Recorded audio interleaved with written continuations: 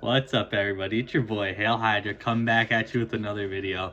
And today I'm going to be talking about the movies of 2026 I'm most excited for. Now, I'm currently making a video of my favorite movies of 2025.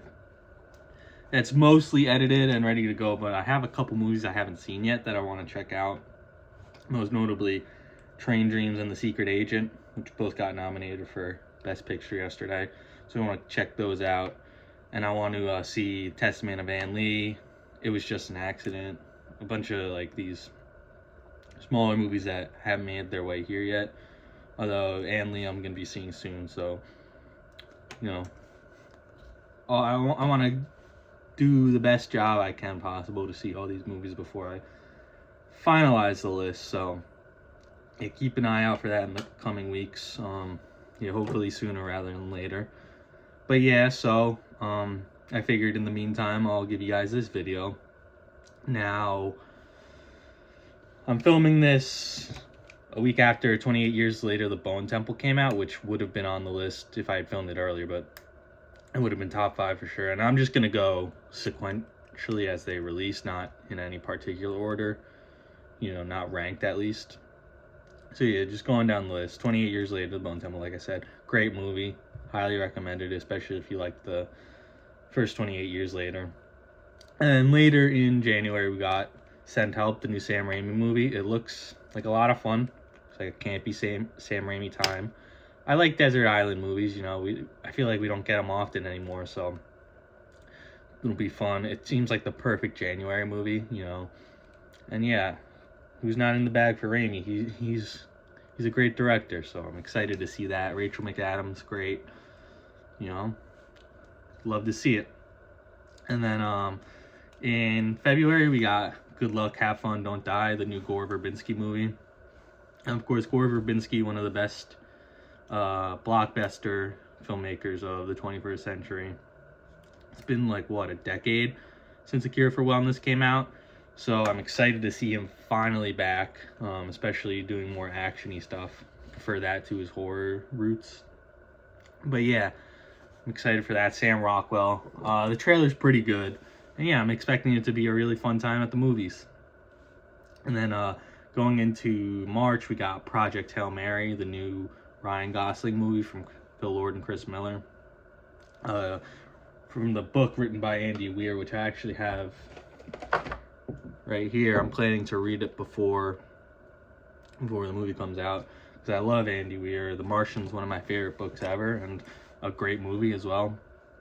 And I'm excited to see this new story play out. I really like Phil Lord and Chris Miller as directors, obviously. Lego Movie, one of the GOATs. 21, 22 Jump Street, some of the best, probably the two best comedies of the 2010s. And so excited to see them back in the directorial chair. I feel like it's been a while, because they obviously have Spider-Verse, but they're not directing those movies. So excited to see them back at the helm. And then in June, we got Steven Spielberg's Disclosure Day. Now, if I was doing this rank, this would be number 1. I love sci-fi, UFO type films. Close Encounters, one of the greatest movies of all time. Oh, hi, Bessie. Looking out the window. But excited to see what he's cooking up, especially since it's filmed in the greatest state of all time, New Jersey. And it's his return to big blockbusters, which he hasn't done since Ready Player One, which was 2017, 2018. But and he's been on a great hot streak since.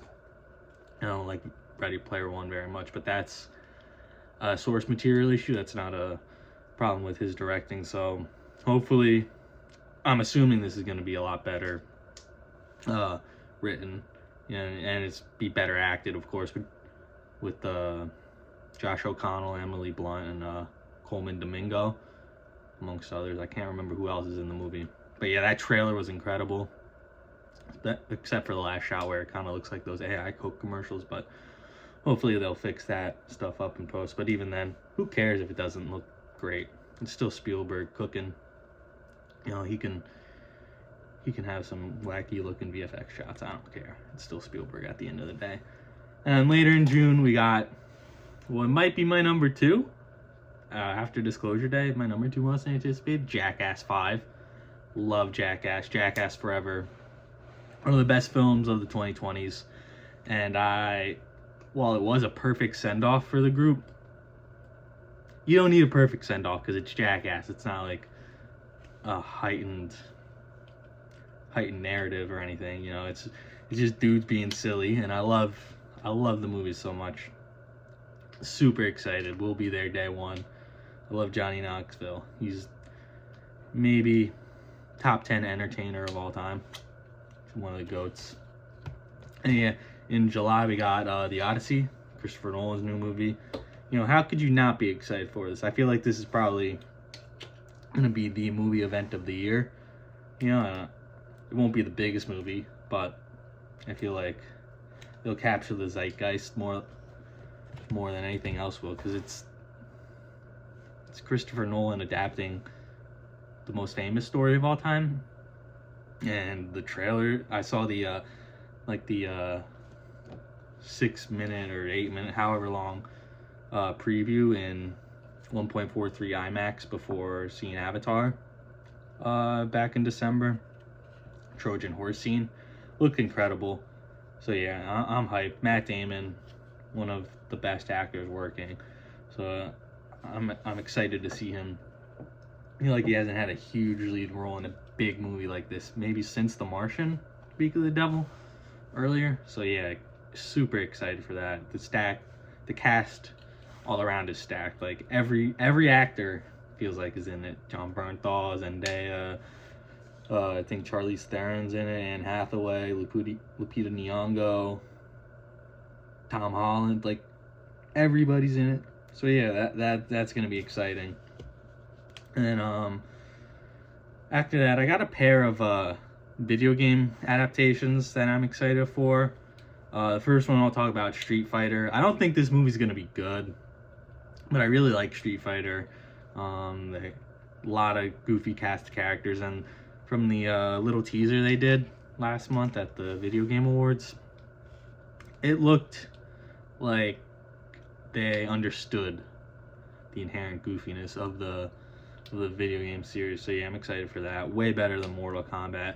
Mortal Kombat down, bad game. Haven't seen the movie because the games are so bad. Street Fighter, thumbs up. Yeah, excited for that.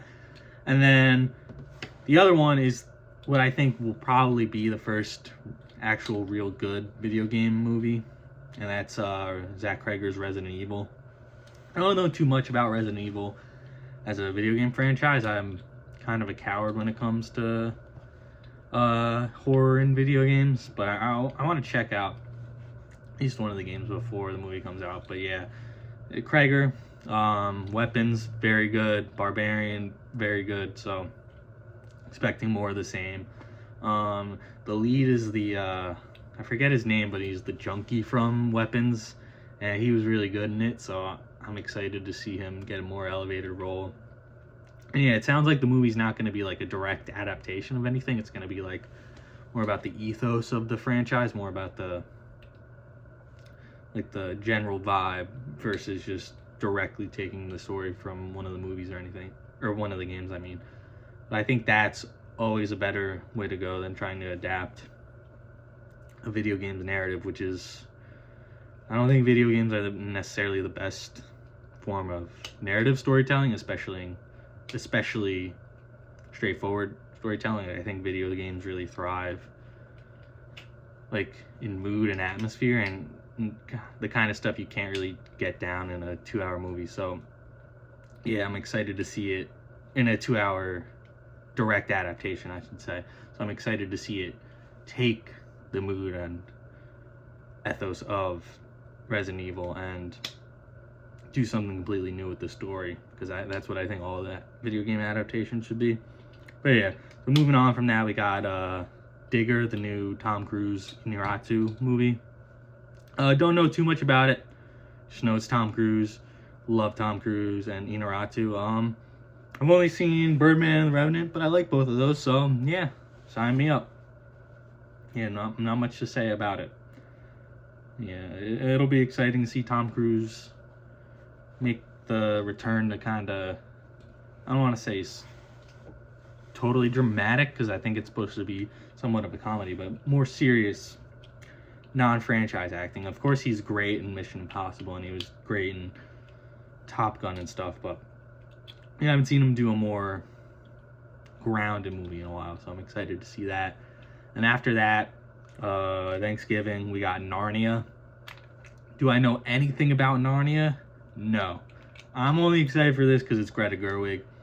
Yeah, I could not tell you. I know there's a lion, and it's like a magical world they go through, like the wardrobe, I think. Yeah, because it's the Lion, the Witch, and the Wardrobe. I know that. I don't think this movie is adapting that book. I think it's adapting a different book. But yeah, I've never read the books because I was reading real shit as a kid. You know, Diary of a Wimpy Kid, stuff like that. Not this cowardly fantasy bullshit. But yeah, it's Greta Gerwig, so I have to be excited. You know, Lady Bird, Little Women, both tremendous. Barbie, really good. She could continue her all-time streak with this. I am a bit wary about the Netflix of it all, but since it's getting a big IMAX release and it was shot on VistaVision, I think it'll be able to escape that Netflix feel that a lot of their originals have, hopefully. Yeah, I'm excited. Shout out Greta. I know Daniel Craig's in it. I don't know what he's doing in it, obviously, but. And Emma Mackey is in it, I think. The Ella McKay herself. So yeah, excited. And then rounding out the list of dated stuff, at least, we got Dune 3, Christmas. You know, it's I really like Dune 1 and 2. Both tremendous movies. Denis Villeneuve doing some great stuff, you know. Arrival, of course, one of the best movies ever. Dunes 1 and 2, great. Sicario, great. He's cooking, so it's exciting to see him continue the streak. And then this guy's James Bond coming after this, which is an interesting pivot. Yeah.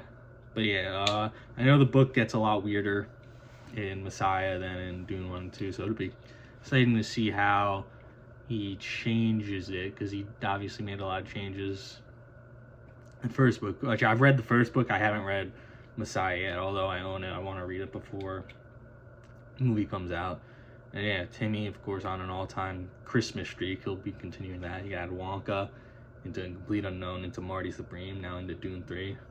4 years in a row, he's the king of Christmas. Kind of crazy. But yeah, and then we had a couple of undated stuff that I'm excited for. The Adventures of Cliff Booth, David Fincher's new sequel to Once Upon a Time in Hollywood, which I'm very interested in because, you know, you're taking a script written by Tarantino and you're handing it to a filmmaker who I think's a lot better than Tarantino.